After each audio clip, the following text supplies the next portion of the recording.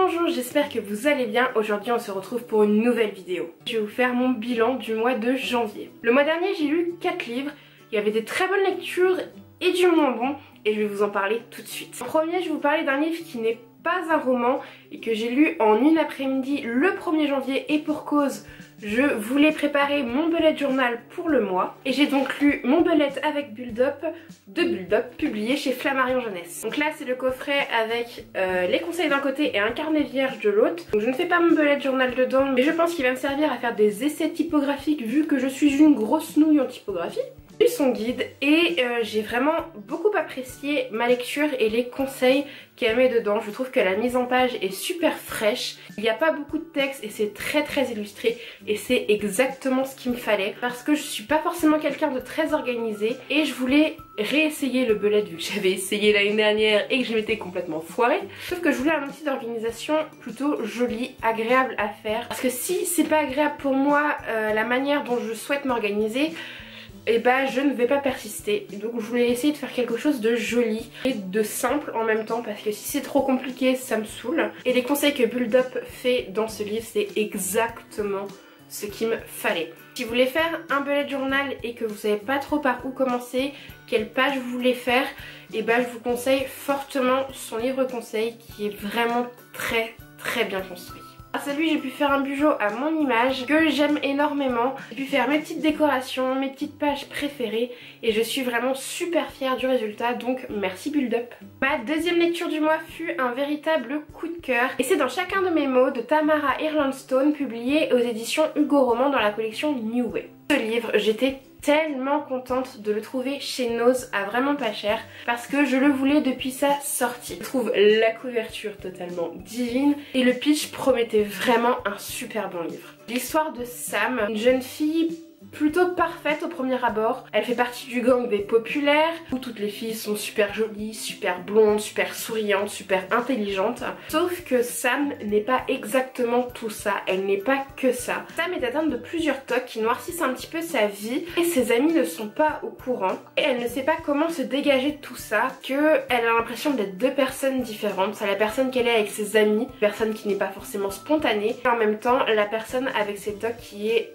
la vraie elle en quelque sorte, mais qui aimerait ne pas forcément être cette personne là H24 parce qu'elle en a marre d'avoir ses tocs. Grâce à sa première passion, la natation, et une passion qu'elle se découvre, l'écriture, Sam va réussir à devenir réellement elle-même.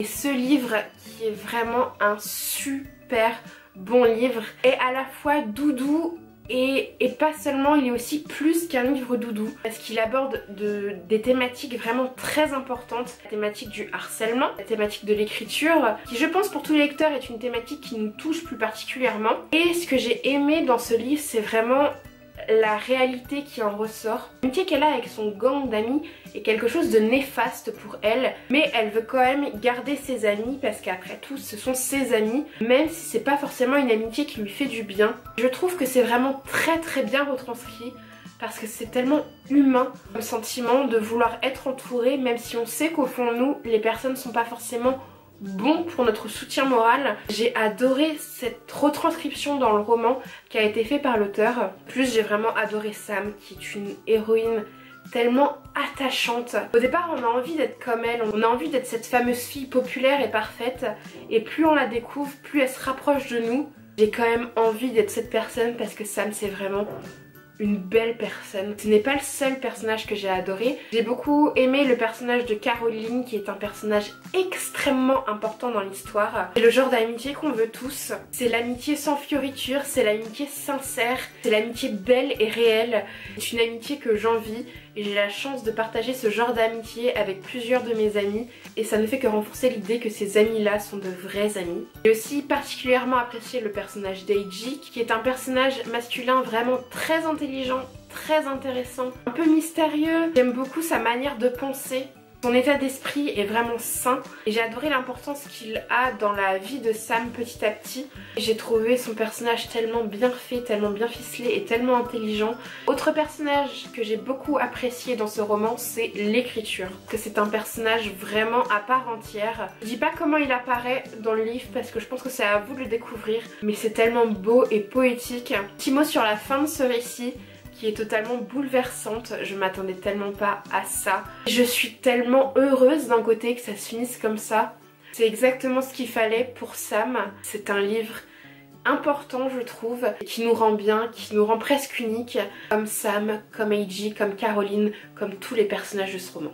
Concernant ma troisième lecture de l'année, je vous avoue que j'ai été plutôt déçue. Et je vais vous parler de 54 minutes de Marieke Nijkamp, publié aux éditions Hachette. C'est un livre qui est sorti fin de l'année dernière. Je l'attendais avec tellement d'impatience. Je trouvais la couverture tellement magnifique et la thématique m'intéressait énormément. Je vais pas vous faire un long résumé de ce livre parce que déjà la quatrième, comme vous pouvez le voir, en dit très peu. Mais ce que je peux vous dire, c'est que ça parle d'une fusillade dans un lycée et on va suivre plusieurs personnages qui connaissent plus ou moins bien l'assaillant de cette fusillade. Alors quand j'ai su la thématique de ce livre, je m'étais dit tout de suite, waouh Jeanne, tu vas sentir des émotions, des sensations, un peu à l'épisode de la fusillade des frères Scott ou encore celui de Desperate Housewives, qui sont, je trouve, des épisodes très marquants dans chacune des séries, qui sont pleins d'émotions, qui nous donnent envie de pleurer, qui nous envahit de colère aussi. Et je m'attendais à ressentir exactement la même chose via l'écrit grâce à ce livre. Et en fait, ce qui m'a déçue, c'est pas forcément le livre, mais c'est ma réaction face au livre parce que je n'ai absolument rien ressenti.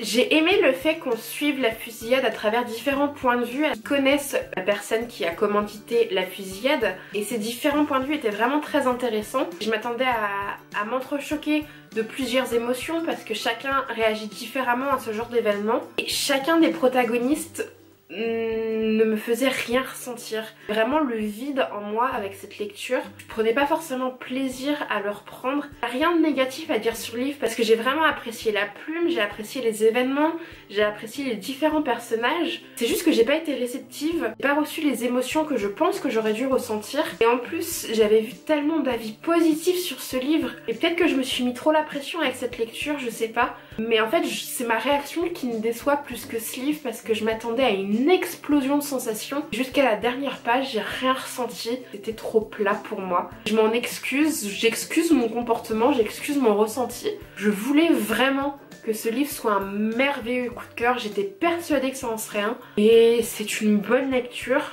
mais qui ne me marquera certainement pas à vie.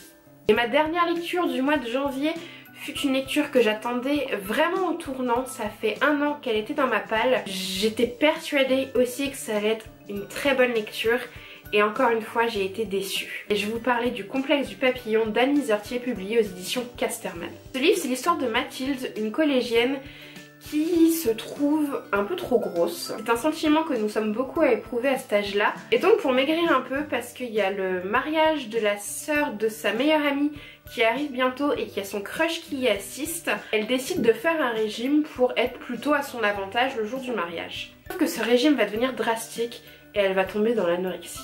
Déjà je tiens à dire que le travail éditorial sur ce livre et cette couverture sont juste totalement magnifiques. Pareil de l'histoire, j'ai été déçue parce que comme pour 54 minutes, j'ai pas ressenti grand chose alors que la thématique de l'anorexie m'intéressait vraiment fortement. J'avais envie d'être vraiment immergée dans ce livre. Peut-être que je peux pas comprendre cette maladie parce que je l'ai pas vécue. J'aurais aimé mieux comprendre ce livre par rapport à la maladie. Je voulais vraiment m'immerger dans ce livre et du coup je suis un peu déçue encore une fois de mon ressenti parce que j'ai pas réussi à être plongée dedans parce que si on n'arrive pas à s'identifier au personnage et à ce qu'elle vit, c'est un peu plus compliqué de comprendre un livre. Mis ça, j'ai trouvé de très bons points positifs à ce livre. Déjà la plume de l'auteur est vraiment plutôt sympa. J'ai trouvé ça très bien retranscrit, la manière dont l'entourage est affecté. Lorsqu'on se rend compte que Mathilde est atteinte d'anorexie, voir le bordel que ça fout dans son entourage.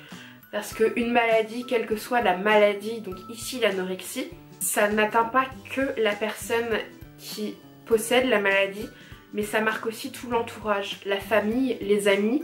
La personne évoluer, on voit qu'elle se sent moins bien, on la voit fatiguée, on la voit cernée, on la voit plus ou moins énervée, plus ou moins distante et ça affecte l'entourage. Je trouve que ce moment est vraiment très bien retranscrit. Voilà pour mon bilan lecture du mois de janvier.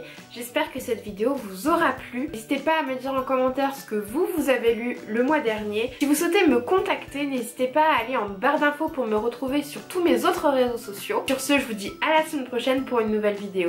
Je vous fais plein de bisous.